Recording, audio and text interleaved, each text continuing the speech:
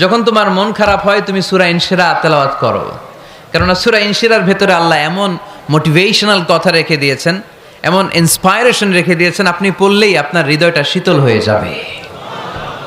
এই সূরাটাকে আমরা 3 ভাগে ভাগ করব। এই সূরার প্রথম 4 আয়াতে আল্লাহ তাআলা বিশ্বনবীর প্রতি কি নেয়ামত দিয়েছেন সেটার বর্ণনা করেছেন। প্রথম 4 আয়াতে নেয়ামতের বর্ণনা, তারপরের 2 আয়াতে বিশ্বনবীকে দিয়েছেন সান্ত্বনা, আর শেষ 2 আয়াতে দিয়েছেন দিক নির্দেশনা। খেয়াল করে শুনেন, প্রথম 4 আয়াতে তিনি দিয়েছেন নেয়ামতের বর্ণনা, পরের 2 আয়াতে তিনি দিয়েছেন আমার প্রিয় নবীকে সান্ত্বনা, আর শেষ 2 আয়াতে তিনি বিশ্বনবীকে দিয়েছেন নির্দেশনা। দেখি মনে রাখতে পেরেছেন কিনা? প্রথম 4 আয়াতে নেয়ামতের বর্ণনা, পরের 2 আয়াতে সান্ত্বনা, শেষ 2 আয়াতে দিক নির্দেশনা। তার মানে প্রথম 4 আয়াতে মার্সি এন্ড দ্য বাউন্টিজ, পরের 2 আয়াতে condolence and consolation, and finally শেষ 2 আয়াতে গাইডলাইন। তো আসুন আমরা দেখি কি সান্ত্বনা দিল, কি নিয়ামতের বর্ণনা দিল। আল্লাহ বললেন, আলাম নাশরাহ লাকা সাদরাক, নবী হে, আমি কি আপনার হৃদয়কে উন্মোচিত করে দেইনি? আমি কি আপনার বক্ষদেশকে প্রশস্ত করার মাধ্যমে সত্যকে আপনার সামনে তুলে ধরিনি? বিল ঈমান ও বিনূরিল কোরআন, কোরআনের নূর দিয়ে আর ঈমান দিয়ে আপনার হৃদয়টারে প্রশস্ত করে দিয়েছে কে?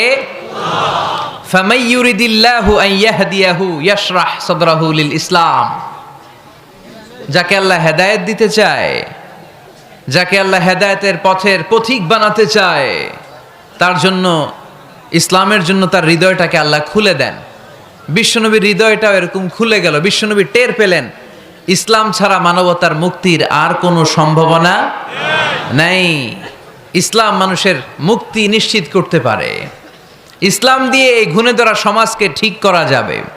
ইসলামকে যদি প্র্যাকটিস করা না যায়, তাহলে এই মজুদদারির যে সমস্যা বাংলাদেশে চলছে, এটাকে বন্ধ করা যাবে না।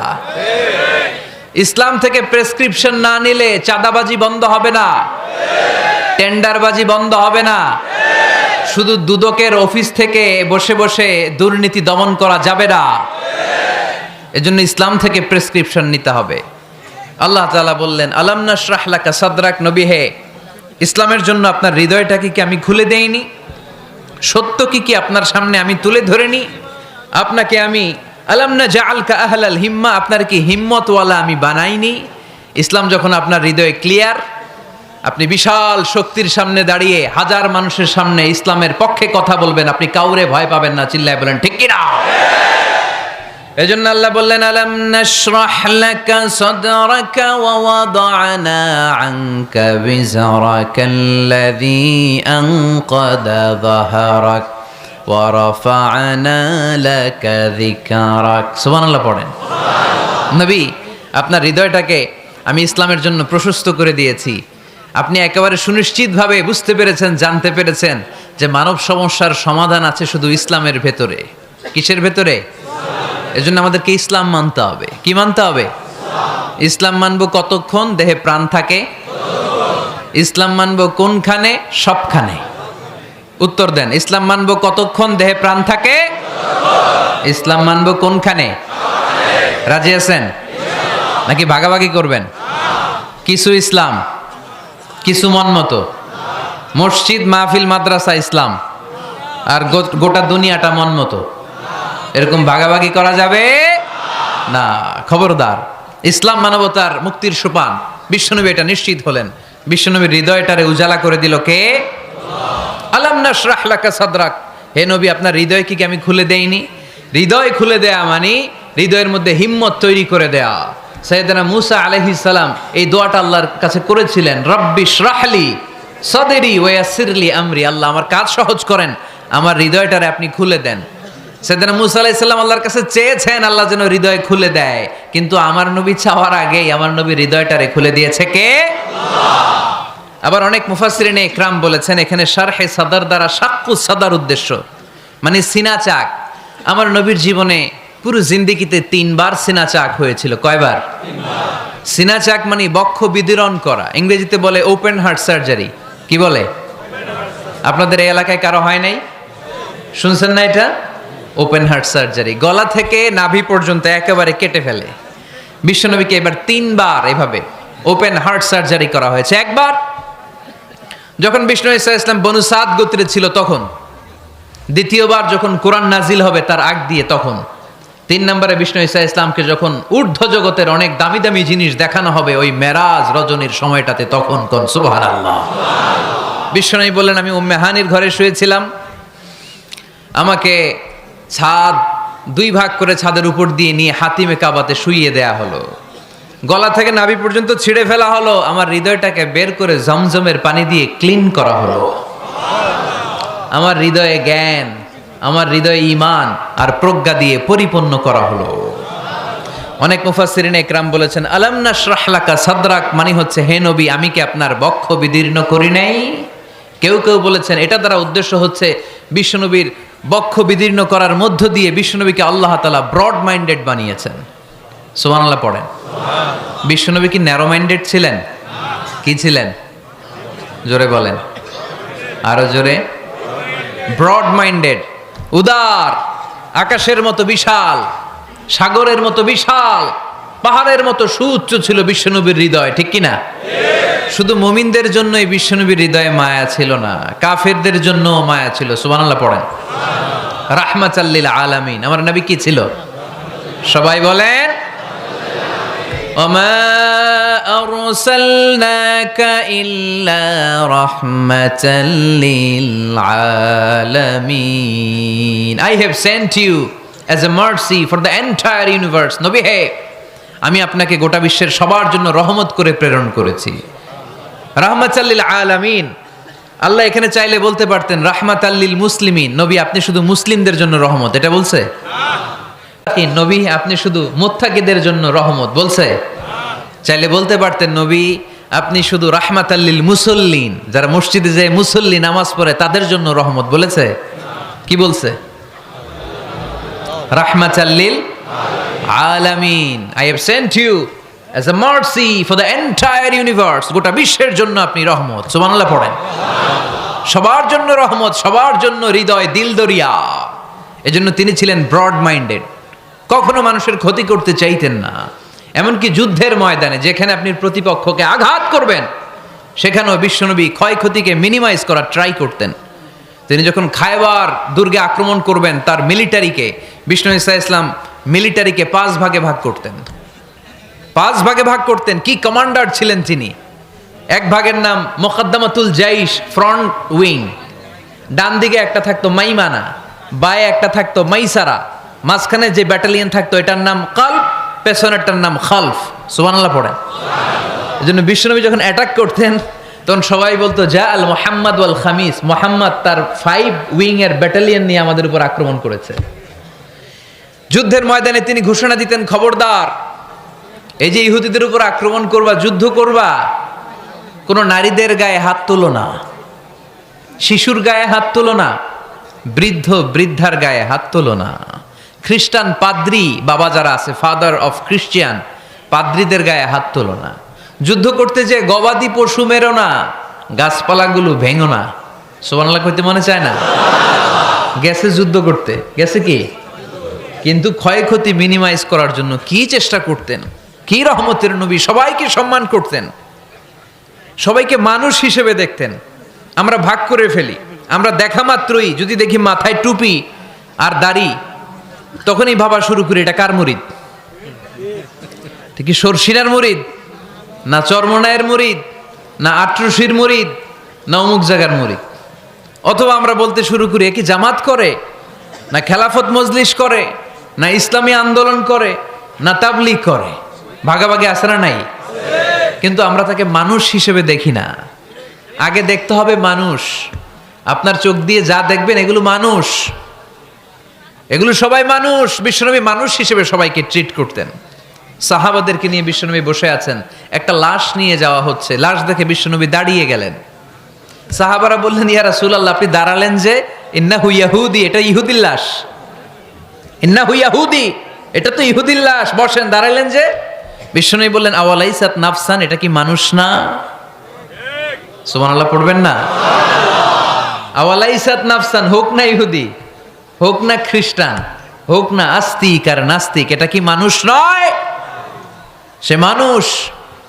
সবার উপরে মানুষ সত্য, তাহার উপরে নাই। মাখলুকাতের মধ্যে সবচাইতে বেশি শ্রেষ্ঠতম হচ্ছে মানুষ। বিশ্বনবী সবাইকে মানুষ হিসেবে ট্রিট করতেন। এজন্য বিশ্বনবী হচ্ছেন সবচেয়ে বেশি ব্রড মাইন্ডেড, মানে খোলা মনের, বড় মনের, দিল দরিয়া, ন্যারো মাইন্ডেড ছিলেন না। আমরা ন্যারো মাইন্ডেড, আমরা অল্পতে ঝগড়া বাঁধিয়ে দেই, আমরা অল্পতে অন্যকে গালমন্দ করি, আমরা অল্পতে ভাগাভাগি করি। ভাগাভাগি করবেন না, সহজ করে ইসলামকে উপস্থাপন করুন। আর দিন ও ইউসরুন লা উসরা ফি।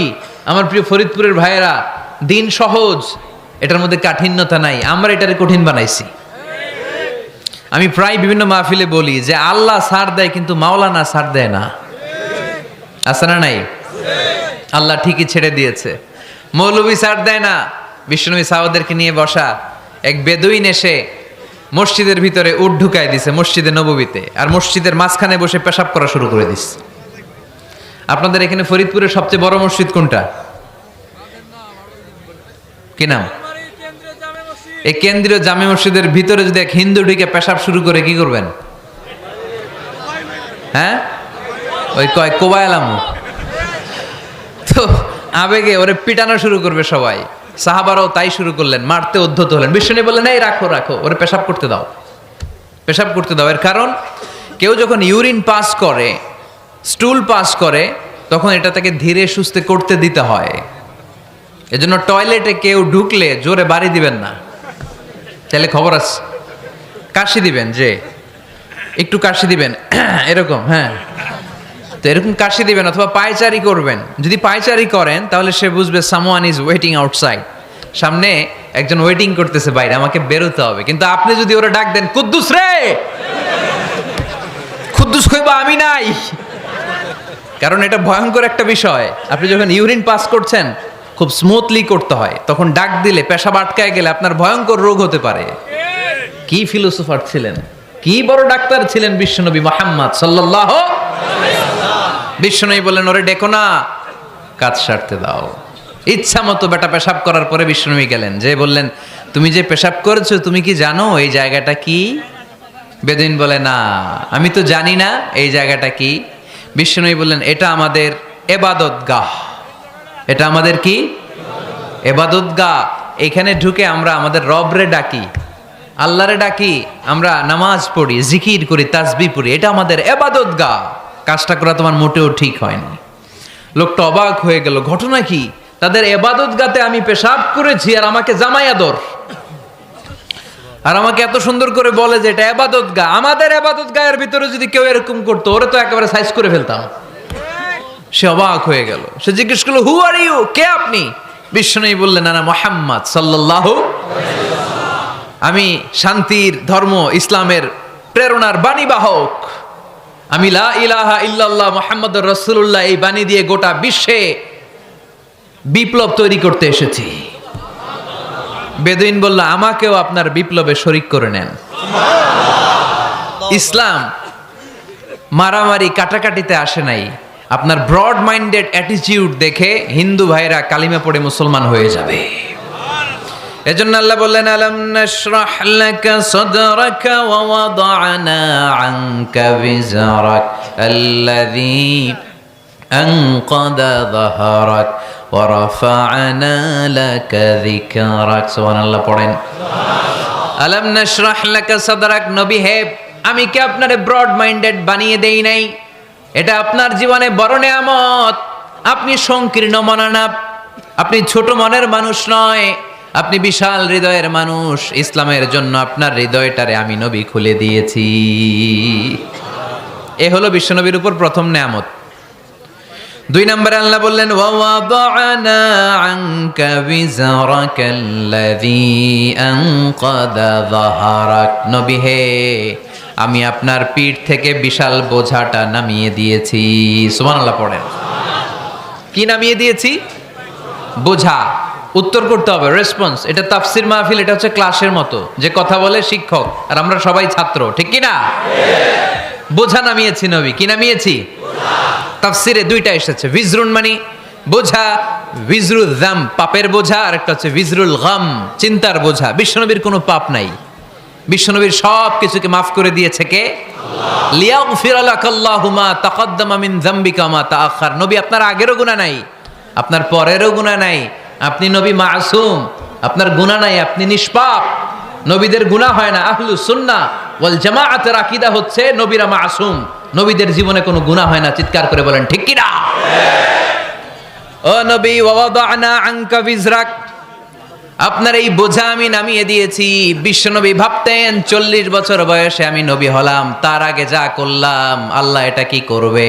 আল্লাহ বলে, নবী আপনার আগের গুনাহ, পরের গুনাহ, গুনাহ বলতে কিছুই নাই, সবই মাফ, সব মাফ। তারপরেও আমার নবী বলতেন, আল্লাহে লা আস্তাগফিরুল্লাহ ওয়া আতুবু ফিল ইয়াউম আকসার মিন 70 মাররা। আমি এমন নবী যার কোনো গুনাহই নাই, আগের গুনাহও নাই, পরের গুনাহও নাই, তারপরেও আমি নবী প্রতিদিন 70 বারেরও বেশি তওবা আর ইস্তেগফার পড়ি। আমাদের জন্য শিক্ষা। তাহলে আল্লাহ বললেন, ওয়াদানা আনকা বিজরাক, পাপের বোঝা আমি নামিয়ে দিলাম। বিশ্বনবীর কোনো পাপ নাই, পাপ মুক্ত। তাফসিরে 2 নম্বরে এসেছে বিজরুল গাম, চিন্তার বোঝা। বিশ্বনবী সব সময় আমাদেরকে নিয়ে চিন্তা করতেন। কাকে নিয়ে চিন্তা? কথা বলেন। আমাদেরও চিন্তা আছে না নাই? কিসের চিন্তা? হ্যাঁ, টাকার চিন্তা। ফরিদপুরের ভাইদের টাকার চিন্তা। আর কিসের চিন্তা আপনাদের? হ্যাঁ, উম্মতের চিন্তা। মাশাআল্লাহ, এই ভাই উম্মতকে নিয়ে ভাবে। আপনাদের আর কার কি নিয়ে চিন্তা বলেন? পেটের চিন্তা। এদিকে পাওয়া গেছে পেটের চিন্তা, এদিকে বউয়ের চিন্তা, কবরের চিন্তা। আর কিসের চিন্তা? আখিরাতের চিন্তা। তো আমাদেরও চিন্তা আছে, বিশ্বনবীরও চিন্তা ছিল। 2 চিন্তা কি এক? বিশ্বনবীর কাঁধে তো পুরা উম্মার জিম্মাদারি। কিয়ামত পর্যন্ত যারা পৃথিবীতে আসবে সবার জন্য বিশ্বনবী কাঁদতেন। এই আওয়াজ করে কে? এদিকে কি হয়েছে? ওরে বসায় দেন। বিশ্বনবীর গোটা উম্মা নিয়ে চিন্তা। সব নবীকে আল্লাহ তাআলা একটা করে দোয়া দিয়েছিলেন আর বলেছিলেন, নবী একটা স্পেশাল দোয়া করার সুযোগ তোমাদেরকে দিলাম, ওই দোয়া করলেই কবুল হয়ে যাবে। কিন্তু সুযোগ পাবা জীবনে কয়বার? সবাই বলেন কয়বার? সব নবী কয়টা করে পাইছে? সব নবী তাদের দোয়াগুলো দুনিয়াতেই করে ফেলেছে। বিশ্বনবী বলেন, লিকুল্লি নবিয়্যিন দাওয়া মুস্তাজাবা। এ দুনিয়াতে সব নবীদের একটা করে মুস্তাজাবুদ দাওয়া আছে। আল্লাহ বলেছে, ও নবী একটা করে স্পেশাল দোয়া করার সুযোগ পাবা, দোয়াটা করা মাত্রই কবুল করে নেব। বিশ্বনবী বললেন, এই পৃথিবীর বুকে যত নবী রাসূল দুনিয়ায় এসেছে সব নবীরা তাদের স্পেশাল দোয়া দুনিয়ায় করে ফেলেছে, ইল্লা আনা, কিন্তু আমি করি নাই। বিশ্বনবী বললেন, ওয়া ইন্নী আখতাবিউ দাওয়াতি শাফাআতান লি উম্মতি ইয়াউমাল কিয়ামাহ। আমি আমার স্পেশাল দোয়াটা করি নাই। আমার স্পেশাল দোয়াটা আমি আমার গুনাহগার উম্মতকে বাঁচানোর জন্য কিয়ামত পর্যন্ত রেখে দিয়েছি। আমরা যেদিন বিপদে পড়ে যাব, যেদিন আমার আব্বা আমারে চিনবে না, আমি আমার আব্বারে চিনব না, নেতা তার কর্মীরে চিনবে না, কর্মী নেতারে চিনবে না, ঠিক কি না? পীর সাহেব মুরিদরে চিনবে না, মুরিদ পীর সাহেবরে চিনবে না, স্বামী তার স্ত্রীরে চিনবে না, স্ত্রী তার স্বামীরে চিনবে না। নবী থেকে শুরু করে, অলি থেকে শুরু করে, শহীদ থেকে শুরু করে সবার মুখে একটাই জিকির, ইয়া নাফসি ইয়া নাফসি ইয়া নাফসি। আকাশের সূর্যটা যেদিন মাথার কাছে চলে আসবে, জমিনটা তামার জমিন হয়ে যাবে। সূর্যের তাপে মাথার মগজগুলো ভাতের মাড়ের মতো গলে গলে নাকের ছিদ্র, কানের ছিদ্র দিয়ে টপ টপ করে বেয়ে বেয়ে নিচে পড়বে। ওই কঠিন দিনে কেউ কাউরে চিনবে না। বিষ্ণু বললেন, ওই দোয়াটা আমি দুনিয়ায় করি নাই। আমি বদরের যুদ্ধে মার খেয়েছি, উহুদের যুদ্ধে দাঁত ভেঙেছি, আমি না খেয়ে পেটে পাথর বেঁধেছি। আমি যদি ওই দিন দোয়া করতাম, আল্লাহ দোয়া কবুল করে নিত, জান্নাতি খাবার দিয়ে দিত, আমার মায়ের খাওয়া লাগতো না, তায়েফে আমার রক্ত ঝরতো না, দোয়া করলেই কবুল। কিন্তু ওই দোয়াটা আমি দুনিয়ায় করি নাই। ওই দোয়াটা আমার জন্য, আপনার জন্য, আমাদের জন্য বিশ্বনবী জমা রেখে দিয়েছে। এজন্য বিশ্বনবীর চিন্তা আর আমাদের চিন্তা এক চিন্তা না। বিশ্বনবীর পুরা উম্মতের চিন্তা, কিয়ামত পর্যন্ত যত মানুষ আসবে সবাই আমার উম্মত, না জানি তাদের নসিবে কি হয়ে যায়। এই চিন্তার বোঝা বিশ্বনবীকে কাবু করে ফেলেছিল। আল্লাহ বললেন, নবী নো টেনশন, কোনো টেনশন নাই, আপনার এই চিন্তার বোঝাকে আপনার পিঠ থেকে আমি আল্লাহ নিজ দায়িত্বে সরিয়ে নিলাম। এজন্য আল্লাহ বললেন আলাম নাশরাহ লাকা সাদরাকা ওয়া ওয়াদা'না আনকা বিজরাক আল্লাযী আনকাদা যাহারাক। যেই চিন্তার বোঝা আপনাকে কষ্ট দেয়, যেই চিন্তার বোঝা আপনারে পেরেশান করে তোলে, আপনার পিঠ থেকে ওই চিন্তার বোঝা নবী আমি সরিয়ে নিলাম। কি দিয়ে সরিয়ে নিল? কোরআনের আলো দিয়ে। আওয়াজ করে বলতে হবে, কি দিয়ে? বিশ্বনবী মক্কায় দেখতেন মূর্তির পূজা হয়, আল্লাহর ঘরের ভিতরে 360টা মূর্তির পূজা। বিশ্বনবী দেখতে পেলেন দুর্বলের উপরে সবলের অত্যাচার। বিশ্বনবী দেখতে পেলেন নারীদেরকে অত্যাচার করা হয়। কন্যা সন্তান হলে বাবা তার মেয়েটাকে নিয়ে জঙ্গলের ভেতরে ঢুকে কিংবা মরুভূমির ভেতরে যে জীবিত দাফন করে দেয়। ওয়াইদাল মাউউদাতু সুইলাত ওয়াদুল বানাত। বিশ্বনবী এগুলো দেখতেন চারপাশে। দেখে এই পথহারা জাতিকে কিভাবে উদ্ধার করবেন, কি দিয়ে উদ্ধার করা যায়, এই টেনশনে বিশ্বনবীর পিঠ বাঁকা হয়ে গিয়েছিল। উপমা বাঁকা হয়ে গিয়েছিল। বিশ্বনবী সব সময় পেরেশান থাকতেন। আল্লাহ বললেন, নবী টেনশনের দরকার নাই, হেরা গুহায় এমন একটা নূরের আলো দিয়ে আমি আপনারে আলোকিত করব, যার মাধ্যমে সব পেরেশানি দূর হয়ে যাবে। আলাম নাশরাহ লাকা সাদরাকা ওয়া ওয়াদা'না আনকা বিজরাক আল্লাযী আনকাদা যাহারাক। আপনাকে পেরেশান বানিয়ে দেয় এরকম সব চিন্তার বোঝা আমি আল্লাহ সরিয়ে নিলাম। সুবহানাল্লাহ। দুইটা নেয়ামত শুনলাম, এবার 3 নম্বরের নেয়ামত আল্লাহ বললেন ওয়া রাফা'না লাকা যিকরাক। এই আয়াতটা মুখস্থ করতে হবে আজকে, আমার সাথে সাথে পড়েন, ওয়া রাফা'না লাকা যিকরাক। সবাই বলেন নাই, পড়েন, ওয়া রাফা'না লাকা যিকরাক ওয়া রাফা'না লাকা যিকরাক। নবী হে, আপনার সম্মানকে আমি আকাশচুম্বী করেছি। I have dignified your status high and high, the highest peak. আপনার মর্যাদা উঠাতে উঠাতে আকাশ বাতাস ছাপিয়ে সাত আকাশ কাঁপিয়ে আরো সেরের উপরে নিয়ে গিয়েছি। আপনার মর্যাদা আমার পরপরই, স্রষ্টার পরে পুরো সৃষ্টিকুলের উপরে বিশ্বনবীর মর্যাদা আছে না নাই? এজন্য আল্লাহ বললেন ওয়া রাফা'না লাকা যিকরাক। ও নবী, আপনার মর্যাদা সম্মান আমি আকাশচুম্বী করেছি। আপনার সুনাম সুখ্যাতি মান মর্যাদা আমি গোটা বিশ্বে ছড়াইয়া দেব। এ আয়াত যখন নাজিল হলো কাফেররা হাসতে শুরু করলো। কাফেররা বলে, মোহাম্মদ বেটা বলে কি, ও জানে বাঁচবি কিনা ওইটাই তো সন্দেহ। আমরা যেই ষড়যন্ত্র পাকাচ্ছি ও জানে বাঁচবি কিনা সে এটাই সন্দেহ, তার নাম গোটা বিশ্বে ছড়াবে কি করে আমরা দেখে নেব। আল্লাহ বলেন, তোরা আমার নবীর সুনাম সুখ্যাতি ছড়ানোর ব্যাপারে বাধা তৈরি করবি, তোরা আমার নবীর ব্যাপারে অপপ্রচার চালাবি, তোদের অপপ্রচারকেই আমি আমার নবীর প্রচার মাধ্যম বানিয়ে দেব। তোরা করবি অপপ্রচার।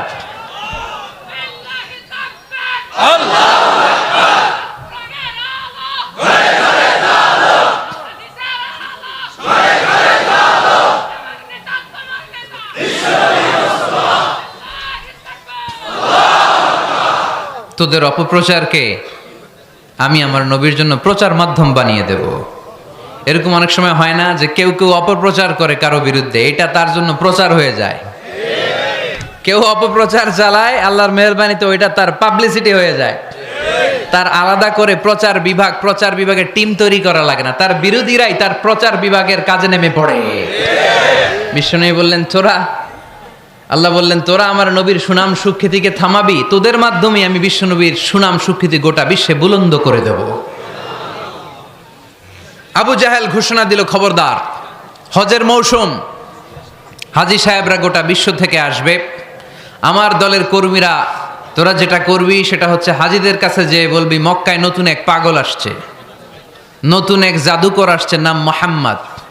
নাউজুবিল্লাহ পড়বেন না? খবরদার হাজী সাহেবেরা, এই পাগলের কাছে যেও না। সব হাজিরা গোটা বিশ্ব থেকে এসে মক্কার মিনা প্রান্তরে তাঁবুর ভিতরে ঢুকেছে। আর আবু জাহেলের টিম মেম্বাররা সব তাঁবুর ভিতরে উকি মাইরা কয়, খবরদার, নতুন পাগল আইছে। সবাই কয়, নাম কি? কয়, মুহাম্মদ। নতুন পাগল এসেছে, নাম মুহাম্মদ। নতুন জাদুকর এসেছে, তার নাম মুহাম্মদ।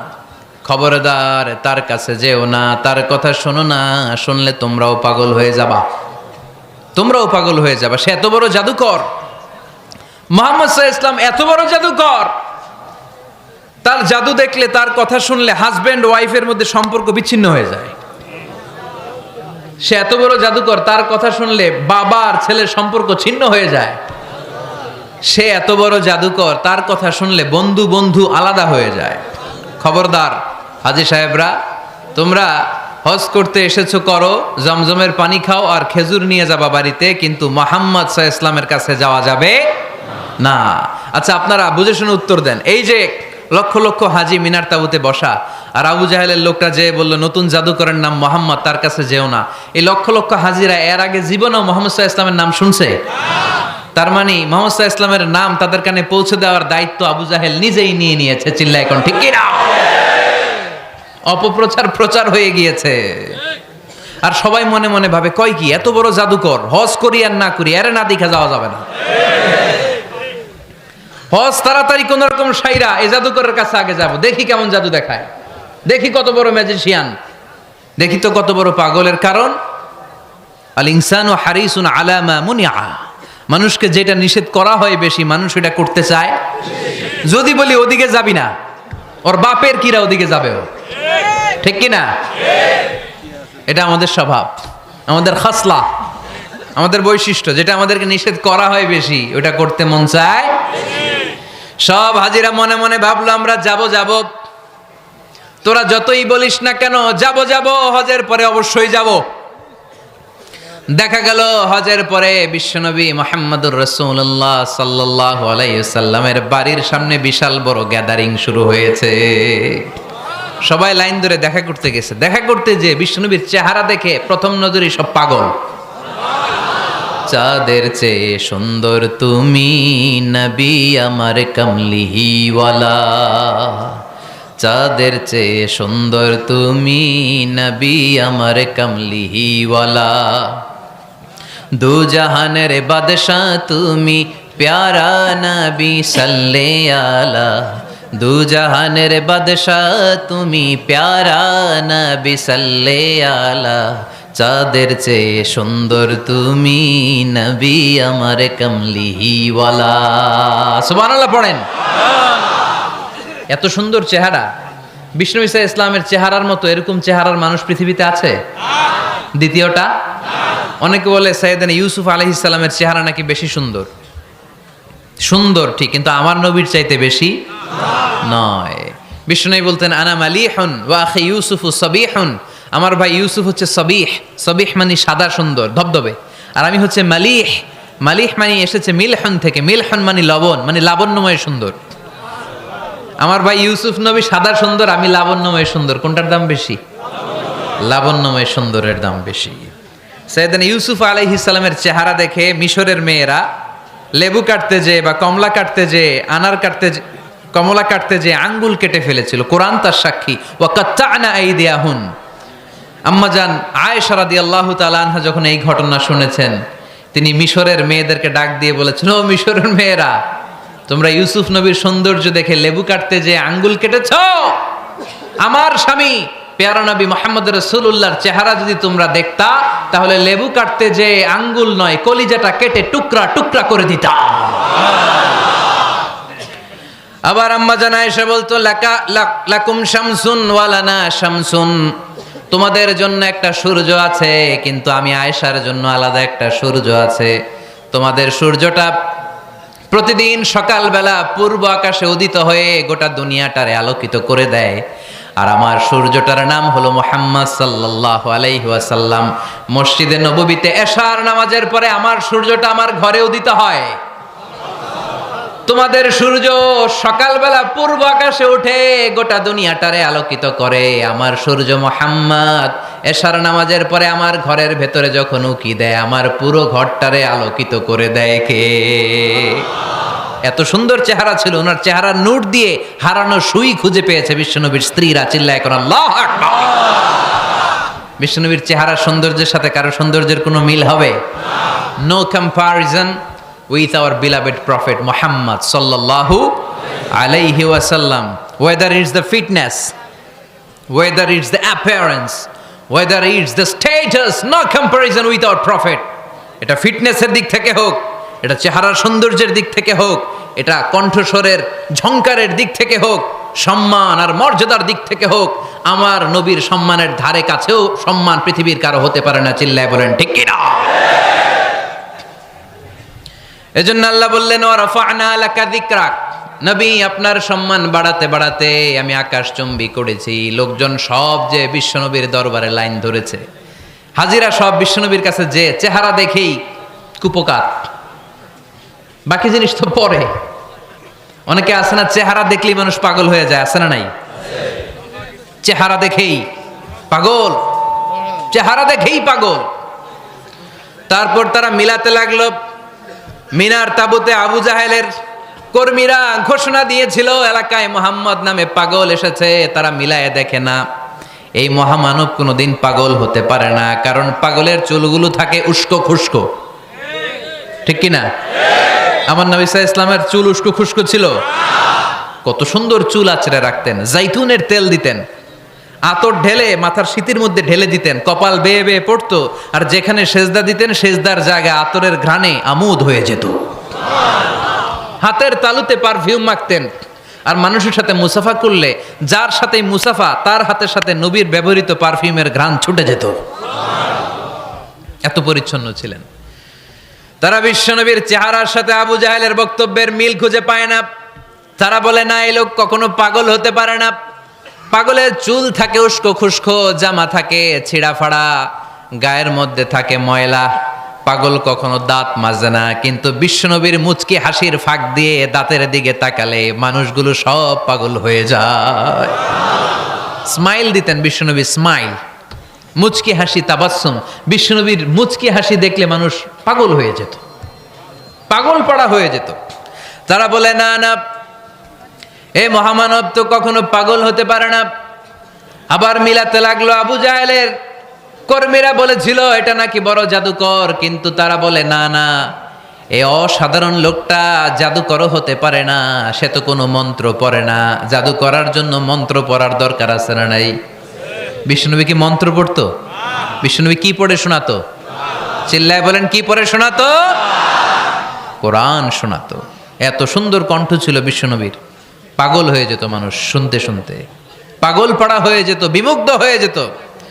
তারা সবাই বলতে আরম্ভ করলো, আবু জাহেল তুমি মিথ্যাবাদী, তবে তোমাকে ধন্যবাদ এরকম একটা মানুষের সাথে পরিচয় করিয়ে দেওয়ার জন্য। সুবহানাল্লাহ কইলেন না?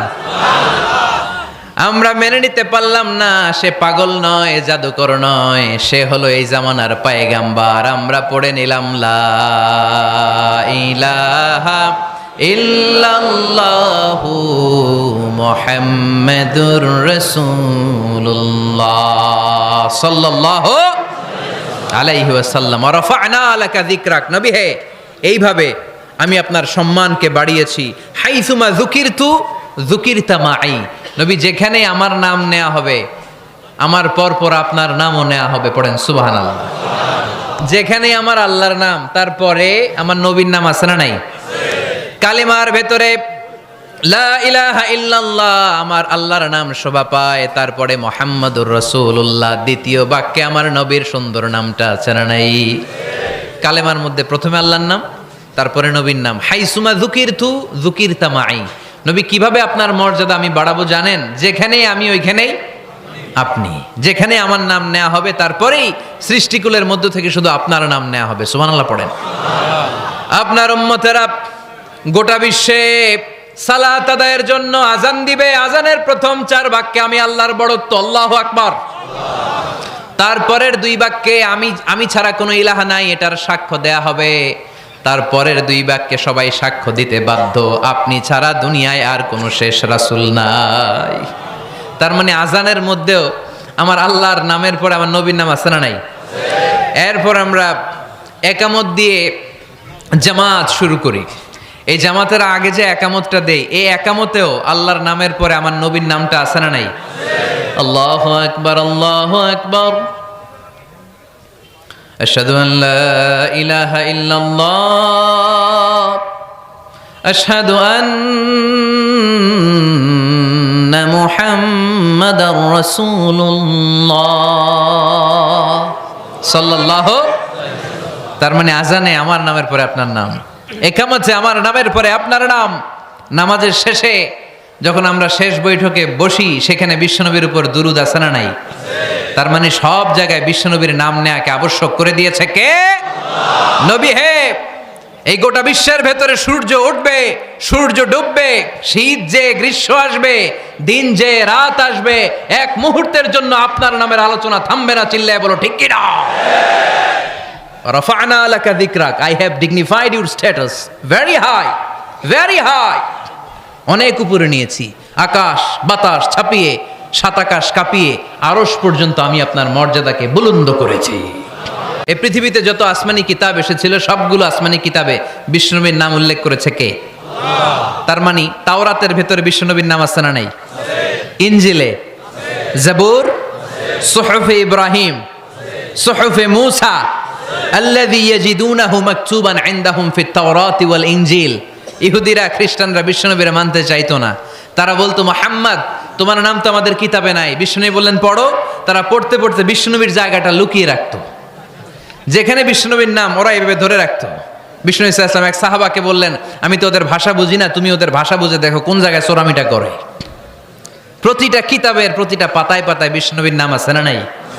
সাইয়েদনা আদম আলাইহিস সালাম থেকে শুরু করে ঈসা আলাইহিস সালাম পর্যন্ত যত নবী এসেছে সব নবী সুসংবাদ দিয়েছে যে একজন নবী আসবে, যেই নবী আসার মধ্য দিয়ে এই আম্বিয়া আলাইহিমুস সালাম পৃথিবীতে আসার যে ধারাবাহিকতা, এই সিলসিলা, এই চেইনকে আল্লাহ তাআলা কাট অফ করে দিবে। সাইয়েদনা আদম তার বংশধরদেরকে বলেছে, নূহ আলাইহিস সালাম তার প্রজন্মকে বলেছে, ইব্রাহিম আলাইহিস সালাম তার জেনারেশনকে বলেছে, মূসা আলাইহিস সালাম বনি ইসরাইলকে শুনিয়েছে। সর্বশেষ সাইয়েদনা ঈসা আলাইহিস সালাম এসে বলেছে, ইয়াতি মিন বাদি ইসমুহু আহমদ, আমার পরে এমন এক নবী আসবে তার নাম, চিল্লায় বলেন, আহমদ বড় বিশ্বস্ত, সে কোন বন্ধু বলো বেশি বিশ্বস্ত, সে কোন বন্ধু বলো বেশি বিশ্বস্ত, কার কাছে মন খুলে দেয়া যায়, কার কাছে প্রাণ খুলে বলা যায়, হওয়া যায় অতি আশ্বস্ত, তার নাম আহমদ বড় বিশ্বস্ত। সুবহানাল্লাহ পড়েন। ইয়াতি মিন বাদি ইসমুহু আহমদ, আমার পরে এমন এক নবী আসবে তার নাম হবে আহমদ। এই নবীর পরে আর কোন নবী আছে? চিল্লায় বলেন, লা নবিয়্যা বাদি ওয়ালা রাসূলা, আমার পরে কোনো নবীও নাই, আমার পরে কোনো রাসূলও নাই। তবে আমার পরে যদি নবী হওয়ার যোগ্যতা কারো থাকে, আমার ওমরে ফারুক নবী হওয়ার যোগ্যতা রাখে। কোনো নবী নাই, খাতামুন নবিয়্যিন, আমার পরে কোনো নবী নাই। তার মানে বিশ্বনবীর জীবনে 3 নম্বর নিয়ামত হলো রাফা'না লাকা যিকরাক, মর্যাদা আমি বাড়াতে বাড়াতে বাড়াতে বাড়াতে নবী অনেক উপরে নিয়েছি। আবার আল্লাহ আমাদেরকে ডেকে বললেন, ও ইমানদার বান্দারা শোনো, আমি স্বয়ং আল্লাহ তাআলা আমার ফেরেশতা বাহিনী নিয়ে এই নবীর উপরে স্বয়ং আমি দুরূদ পড়ি। ইন্নাল্লাহা ওয়া মালাইকাতাহু ইউসাল্লুনা আলান নবী ইয়া আইয়ুহাল্লাযীনা আমানু সাল্লু আলাইহি ওয়া সাল্লিমু তাসলিমা। পড়েন, আল্লাহুম্মা সাল্লি আলা মুহাম্মদ ওয়া আলা আলি মুহাম্মদ কামা সাল্লাইতা আলা ইব্রাহিম ওয়া আলা আলি ইব্রাহিম ইন্নাকা হামিদুম মাজিদ। اللهم بارك على محمد وعلى آل محمد كما باركت على إبراهيم وعلى آل إبراهيم إنك حميد مجيد। চিৎকার করে পড়েন সুবহানাল্লাহ। এমন নবী যে নবীর উপর আল্লাহ নিজেই দুরূদ পড়ে, ফেরেশতারা পড়ে, এজন্য আমাদেরও পড়ার দরকার আছে না নাই? আবার আল্লাহ বললেন, নবী আপনি এমন নবী যেই নবীকে আমি হাউজে কাউসার দিয়েছি, লক্ষ লক্ষ নবীদের কাউরে কিয়ামতের দিন আমি হাউজে কাউসারের মালিক বানাবো না, শুধুমাত্র কেবলমাত্র একমাত্র আপনি ছাড়া। ইন্না আ'তাইনাকাল কাউসার ফাসাল্লি লিরাব্বিকা ওয়ানহার ইন্না শানিআকা হুয়াল আবতার। সুবহানাল্লাহ পড়ে। এই হাউজে কাউসারের পানি খেতে চান, পান করতে চান? বিশ্বনবী না দিলে খাইতে পারবো আমরা? হাউজে কাউসার পান করতে চান কারা? হাত তুলে দেখান।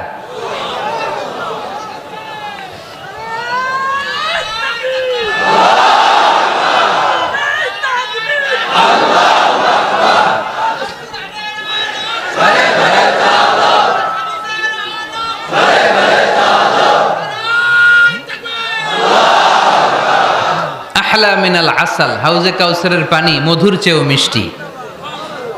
আবরাদু মিনাস সালজ, বরফের চাইতেও ঠান্ডা।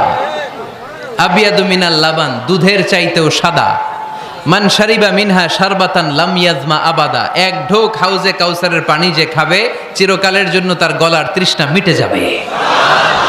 ওই হাউজে কাউসার বিশ্বনবীকে দিয়ে বিশ্বনবীর মর্যাদা বাড়িয়েছে কে? আল্লাহ। আবার আল্লাহ বললেন, নবী, পৃথিবীর অনেক নবীকে আমি নৈতিক বিজয় দান করেছি, কিন্তু সবাইকে আমি রাজনৈতিক বিজয় দান করি নাই। আপনাকে আমি এমন নবী করে দুনিয়ার বুকে পাঠিয়েছি, আপনাকে আমি নৈতিক বিজয় দান করেছি, পাশাপাশি রাজনৈতিক বিজয়ও দান করেছি। সুবহানাল্লাহ। বিশ্বনবী একাধারে যেমনি মসজিদে নববীর ইমাম ছিলেন, পাশাপাশি মদিনার রাষ্ট্রের প্রেসিডেন্ট ছিলেন, ঠিক কিনা? তার মানে ইমাম বা নেতা এমন হওয়া দরকার যে নামাজও পড়াতে পারে, আবার সমাজও শাসন করতে পারে, ঠিক কিনা? এমন নেতার দরকার আছে না নাই? এজন্য বিশ্বনবী বললেন, রব্বি আদখিলনি মুদখালা সিদকিন ওয়া আখরিজনি মুখরাজা সিদকিন ওয়াজআলনি মিন লাদুনকা সুলতানান নাসীরা। ও আল্লাহ, আপনি আমারে সত্যতার সাথে মক্কায় রাখেন, বের করলেও সত্যতার সাথে বের করেন, আর আপনি আমাকে বিজয়ী শক্তি দান করেন। বিজয়ী শক্তি, রাজনৈতিক শক্তি বিশ্বনবী আল্লাহ তাআলার কাছ থেকে দোয়া করে চেয়ে নিয়েছেন। চিল্লায় বলেন ঠিক কিনা? রাজনৈতিক শক্তির দরকার আছে না নাই? দরকার আছে? তা আস্তে করে বললেন কেন? রাজনৈতিক শক্তি থাকার দরকার আছে না নাই? দেখেন, বাংলাদেশ সৃষ্টি হয়েছে কত সালে বলেন? কত সাল? বাংলাদেশের বার্থডে কবে? 1971-এ। এই 71 সালের পর থেকে আমাদের বাংলাদেশে সুদ আছে না নাই? কিন্তু সুদের বিরুদ্ধে ওয়াজ আছে না নাই? আলেম ওলামারা আজীবন সুদের বিরুদ্ধে ওয়াজ করছে। আমরা ওয়াজ আগে করতাম, এখন করতেছি, সামনেও করব, মাগার সুদ মরবে না। এর কারণ যেটা আইন করে প্রণয়ন করা হয় ওইটা ওয়াজ করে মারা যায় না, ওইটারে আইন করে নষ্ট করতে হয়। চিল্লায় বলেন ঠিক কিনা? আমি সারা জীবন সুদের বিরুদ্ধে ওয়াজ করলে সুদ যাবে না, কিন্তু দেশনেত্রী মাননীয় প্রধানমন্ত্রী যদি কালকে ঘোষণা দেয় বাংলাদেশের কোনো ব্যাংকে ব্যাংকিং ফিনান্সিয়াল ট্রানজ্যাকশনে কোনো সুদ চলবে না, তার পরের দিন থেকে বাংলাদেশে কোনো সুদ থাকবে না। চিল্লায় বলেন ঠিক কিনা? এজন্য সাইয়েদনা ওমর ফারুক বলতেন, ইন্নাল্লাহা লা ইয়াযাউ বিল কুরআন মা ইয়াযাউ বিস সুলতান। আল্লাহ মাঝে মাঝে ক্ষমতার মাধ্যমে এমন কিছু করে যেটা আল্লাহ কোরআনের মাধ্যমেও করে না। চিল্লায় বলেন ঠিক কিনা? কালকে যদি ঘোষণা হয়ে যায় 5 ওয়াক্ত নামাজ যদি না পড়া হয় 5 বেত। কয় বেত? চেয়ারম্যান না পড়লে চেয়ারম্যানের পিছনে 5 বেত, এমপি না পড়লে এমপির পিছনে 5 বেত। কথা বলেন? মাননীয় প্রধানমন্ত্রী যদি এটা ঘোষণা দিয়ে দেয় যে কালকে থেকে নামাজ না পড়লে 5 বেত, এটা সবার জন্য এই আইন। একটা বেনামাজি খুঁজে পাওয়া যাবে? সব কই দৌড়াবে? মসজিদে। অজু থাকলেও দৌড়, না থাকলেও দৌড়। কারণ মায়ের উপরে কোনো ওষুধ আছে? কথা বলেন? কারণ মায়েরে ভিটামিন আছে। মায়েরে কি আছে? এজন্য ইন্নাল্লাহা লা ইয়াযাউ বিল কুরআন মা ইয়াযাউ বিস সুলতান। মাঝে মাঝে আল্লাহ ক্ষমতা দিয়ে এমন কিছু করে যেটা মাঝে মাঝে আল্লাহ কোরআন দিয়েও করে না। এজন্য অনেক নবীকে নৈতিক বিজয় দান করলো। বিশ্বনবীকে শুধু নৈতিক বিজয় নয়, পাশাপাশি রাজনৈতিক বিজয়ও দান করেছে কে? তিনটা নেয়ামতের ঘোষণা দিয়ে আল্লাহ বললেন, আলাম নাশরাহ লাকা সাদরাকা ওয়া ওয়াদা'না আনকা বিজরাক আল্লাযী আনকাদা যাহরাক ওয়া রাফা'না লাকা যিকরাক। পড়েন সুবহানাল্লাহ। নবী হে, আপনার মর্যাদা আমি অনেক বাড়িয়েছি, আপনার কথা শুধু মুসলমানেরাই বলে না, হিন্দুরাও বলে, আছে না নাই? গতকাল এক হিন্দু ভাই আমার হাতে হাত রেখে শাহাদা বাক্য পাঠ করে গাজীপুরে মুসলমান হয়ে গেছে। বিশ্বনবীর কথাগুলো যখন তারা শোনে, তারা নিজেদেরকে ধরে রাখতে পারে না। আপনারা মহাত্মা গান্ধীর নাম শুনেছেন? তিনি ভারতের অবিসংবাদিত নেতা। বিশ্বনবীর ব্যাপারে কমেন্ট করেছেন যে এরকম নেতা পৃথিবীতে আর দ্বিতীয়টা কখনো হবে না।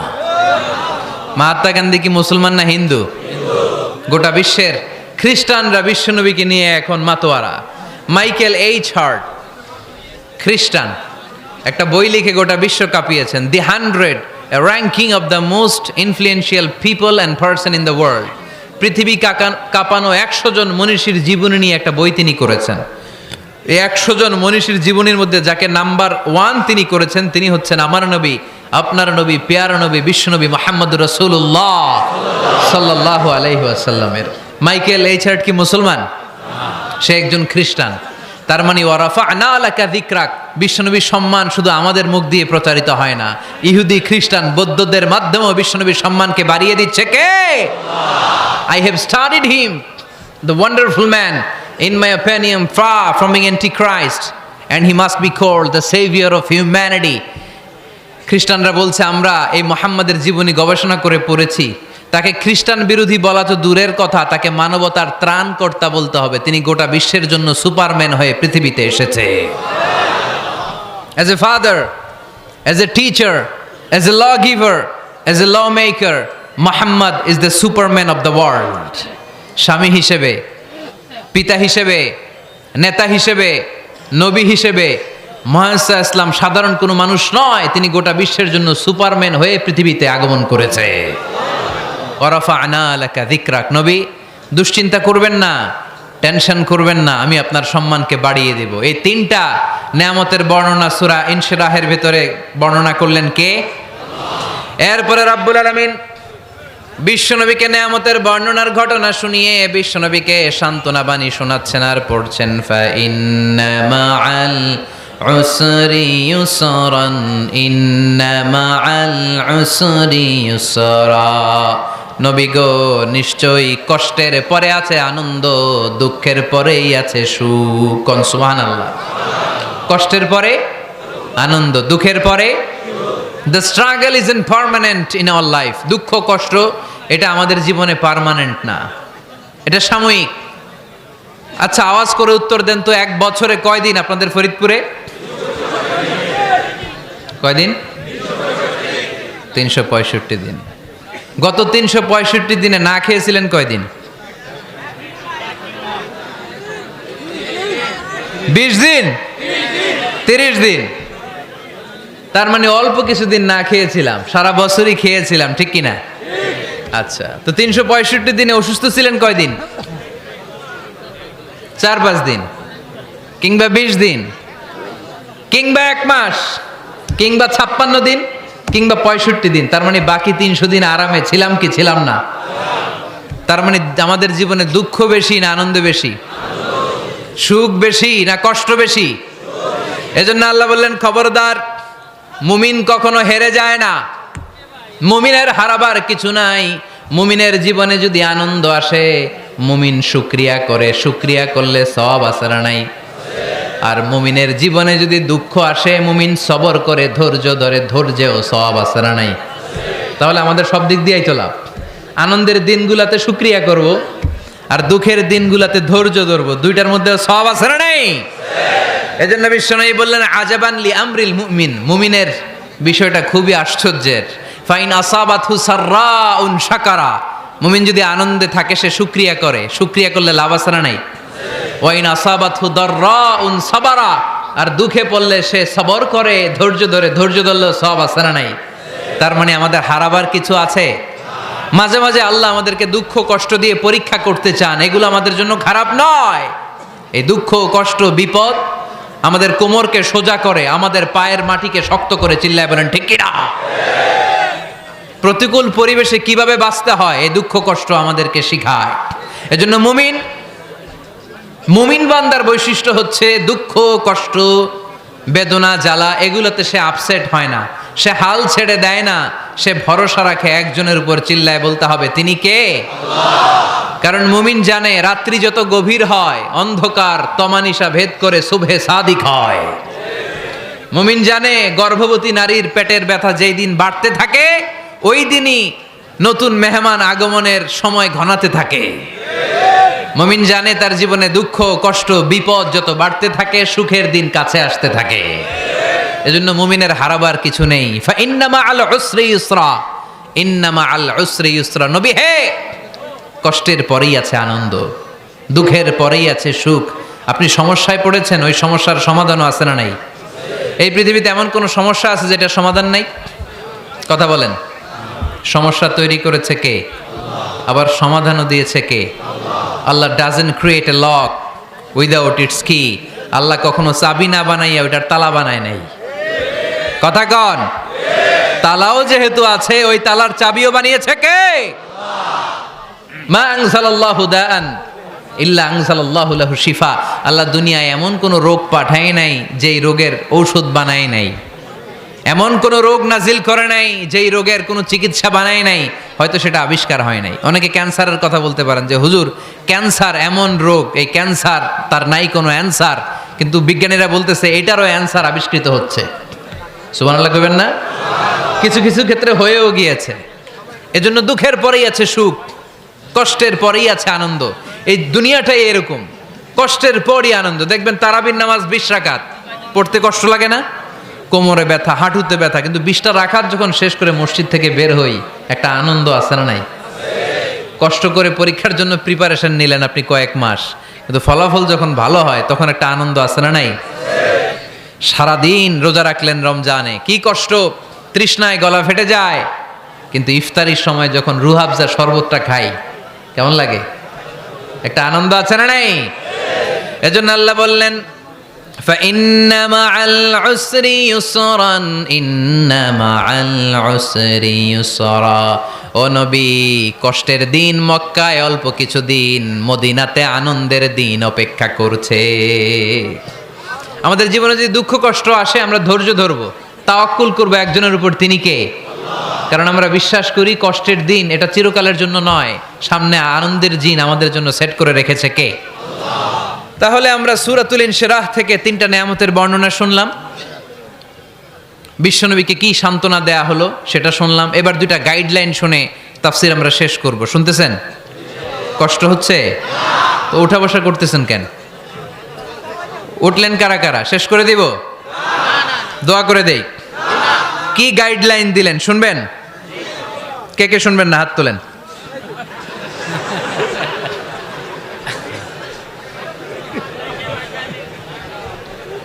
কষ্ট হইতেছে? গরম লাগতেছে না? আমিও ঘামতেছি আপনাদের সাথে সাথে। অনেক গ্যাদারিং হয়ে গেছে। আসেন আল্লাহর নামে 3টা তাকবীর দেই, তারপর কোন 2টা গাইডলাইন তিনি বিশ্বনবীকে দিলেন ওই নির্দেশনা বাণীটুকু শুনে আজকে আমরা বিদায় নেব। আওয়াজ করে পড়তে হবে লিল্লাহে তাকবীর, লিল্লাহে তাকবীর, লিল্লাহে তাকবীর। গাইডলাইন নাম্বার 1, ফাইদা ফারাগতা ফানসাব। নবী আপনি যখন অবসর হন আপনি ইবাদতে মশগুল হন। ফানসাব ফিল ইবাদা, তাফসীর ইবনে কাসিরে এসেছে আপনি ইবাদতে মশগুল হন যখন আপনি অবসর পান। অবসর আল্লাহর দেয়া বড় নেয়ামত, এটা বিশ্বাস করেন? অবসর কিন্তু নেয়ামত। আমরা অনেকেই অবসর সময়কে কাজে লাগাই না, কিন্তু অবসর চলে যাওয়ার পরে যখন ব্যস্ত হয়ে পড়ি তখন বলি হায় রে অবসরটা যদি কাজে লাগাইতাম। পরীক্ষার পরে 3 মাস ছুটি ছিল, এই 3 মাস অবসরে যদি পড়তাম তাইলে তো আজকে ভার্সিটিতে চান্স পেয়ে যেতাম, ঠিক কি না? এজন্য বিশ্বনবীর আল্লাহ বললেন নবী ফাইদা ফারাগতা ফানসাব ওয়া ইলা রাব্বিকা ফারগাব। মাদানী জীবনে, মাক্কি জীবনে, দাওয়াতি কার্যক্রমের পরে, রাষ্ট্রীয় কার্যক্রমের পরে যখনই আপনি অবসর পাবেন তখনই আপনি ইবাদত করেন, তখনই বেশি বেশি আল্লাহর কাছে দোয়া করেন।